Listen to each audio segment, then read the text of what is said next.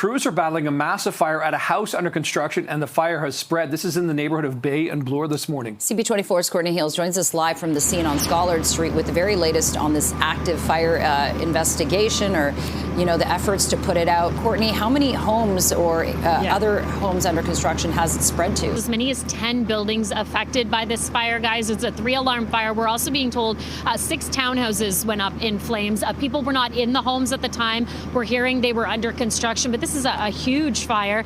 Dozens of firefighters and emergency responders are still here along Scollard. We're giving you a live look. Excuse me, we're just west of where the fire broke out. You can see they have one of the aerial trucks still dousing the flames. What we're hearing, we have been told this fire now under control, but they're still working on some hot spots. No injuries to report, and that's certainly good news. Again, it sounds like most of these buildings under construction or office buildings, many of the crews on the scene are still trying to work out those details. The focus right now is putting this fire out. I'll let you hear from a fire official who I just talked to about an update on what's happening here. It looks like these were businesses that were formerly Century homes that have been turned into businesses. I believe the one exposure to the left, to the west side, had occupants that were residents on the upper floors. But no, there's no report of injuries, and we've done primary, secondary searches, and we haven't located anybody. Oh, that's he gets the whites.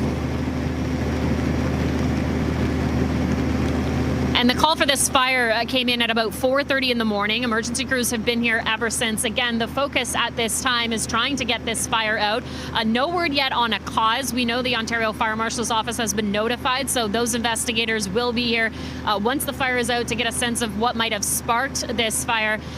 Oh, and now what we're hearing is there is going to be another update from Toronto fire officials at 8 o'clock on this, guys. So, of course, we'll be carrying that live. We'll give you a sense of what, you know, these fire crews have been going through for the last little while and what the next steps will be. But certainly very tragic news. I mean, I've talked to people who live and work in this area. I actually talked to a woman who says she owns one of the buildings affected. She said she woke up to a call about her building. The alarm system was going off at the time. She didn't know what was going on until she showed up here this morning and saw, you know, these fire crews fighting the flames in her building. So very, very upsetting for so many people. Again, no injuries to report, but some obvious damage here. And we're just giving you another perspective of one of the streets. We're along Hazelton, so right next to Scollard, and you can see this street is fully lined with fire trucks. There are firefighters everywhere in this part of the city in Yorkville. They have paramedics on standby in case anybody is hurt. They have police shutting down the roads. An area to avoid for sure. That's the message from emergency responders.